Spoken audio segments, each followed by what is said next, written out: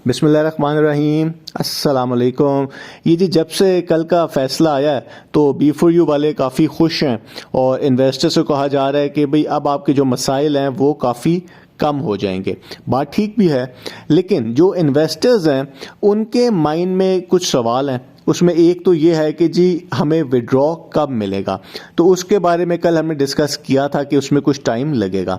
दूसरा सवाल ये है कि अब आगे क्या होगा, क्या जनाब सैफुर रहमान साहब बाहर आएंगे, किस डिपार्टमेंट को केस जाएगा, तो उसको हम आज देखेंगे। जो अदालत में होगा वो तो हमें पता चल जाएगा, लेकिन हमारे पास अब एक फ़ैसला है और वो फ़ैसला है जनाब सैफुर रहमान साहब की जो बेल खारिज हुई थी इस्लामाबाद हाई कोर्ट से। वो डिटेल जजमेंट जो है इस्लामाबाद हाई कोर्ट की वेबसाइट के ऊपर अवेलेबल है। उसको पढ़ के हम ये अंदाज़ा लगा सकते हैं कि आगे होगा क्या, क्योंकि ये जो केस चला था ये एक लंबा केस चला था। इसमें नैब, SCCP और जनाब सैफुर रहमान साहब के महंगे जो वकील हैं उन सब ने भरपूर आर्गूमेंट्स दिए थे और उसके बाद ये बेल खारिज हुई थी। तो सबसे पहले हम ये देखते हैं कि केस है क्या और हमें जो बताया गया और जो अदालत में हुआ उसमें कितना फ़र्क है। तो हुआ ये था कि जी SCCP ने मई में एक जुर्माना कर दिया कंपनी को 4 अरब रुपए का, और उसके बाद उन्होंने एक रेफरेंस बना के नैब को भेज दिया और नैब ने आगे कार्रवाई शुरू कर दी। इस फैसले के खिलाफ SCCP के जनाब सैफुर रहमान साहब जो है वो अदालत चले गए कि जी चूंकि हमें सज़ा मिल चुकी हुई है तो आप हमें एक जुर्म के ऊपर 2 सज़ाएं नहीं दे सकते। आपको भी पता है कि यही केस था इनका और ये हर वक्त यही कहते थे कि जी चूंकि हमें सज़ा मिल चुकी हुई है तो अब नैब इस केस के अंदर नहीं आ सकता।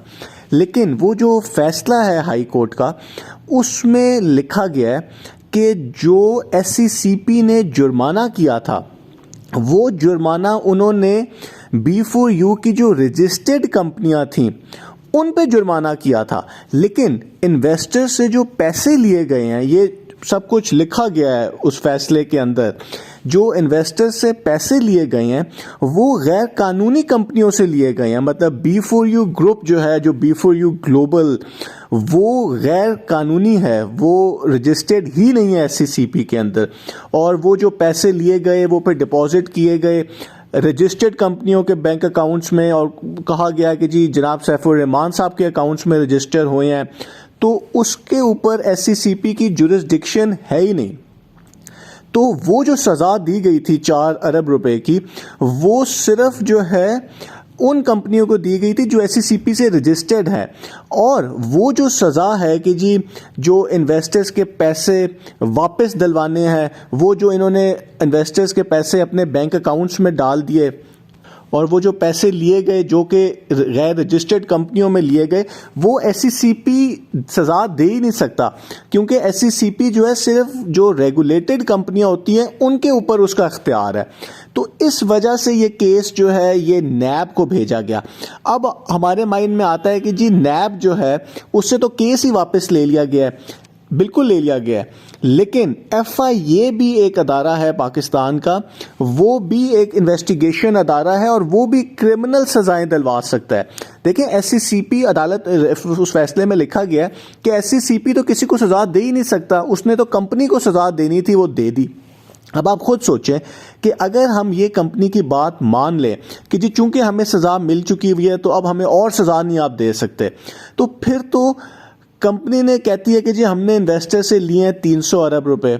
ठीक हो गया, चले हम कहते हैं कि उन्होंने 200 अरब रुपए लिए हैं, जुर्माना उनको हुआ था सिर्फ 4 अरब रुपए का। तो अगर यही कोई और बंदा काम करना शुरू कर दे कि भाई वो एक ऐसी कंपनी बनाए, वो इन्वेस्टर से पैसे ले, उसके बाद जो है वो SCCP उसको जुर्माना कर दे और बात यहीं पे ख़त्म हो जाए, तो इसका तो मतलब है कि वो तो फिर बहुत प्रॉफिट में रहा, फिर तो हर बंदा यही काम करना शुरू कर देगा, वो तो फिर इन्वेस्टर से फ्रॉड करना शुरू कर देगा और उसके बाद 195 अरब रुपए जेब में डाल के आराम से जुर्माना दे के साइड पे हो जाए। तो ऐसा तो नहीं हो सकता। तो इन सारी बातों में जो कि फैसले में लिखा गया है,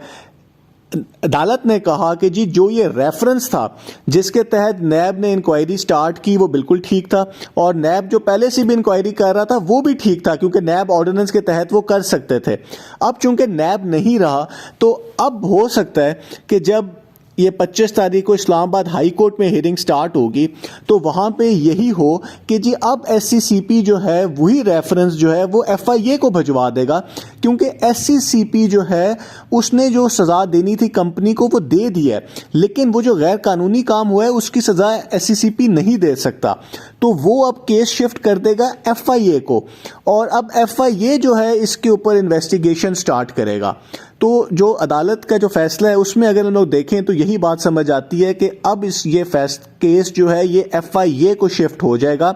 और ये जो कंपनी कहती है कि जी ये SCCP में जाएगा और केस ख़त्म हो जाएगा क्योंकि जुर्माना हो गया, तो जो फैसले में लिखा गया वो ऐसा नहीं है। तो लग यही रहा है कि ये केस अब FIA में जाएगा और आगे क्या होगा उसको हम बाद में भी देख लेंगे। तो ये है जी इस टाइम के ऊपर सिचुएशन। बहुत बहुत शुक्रिया।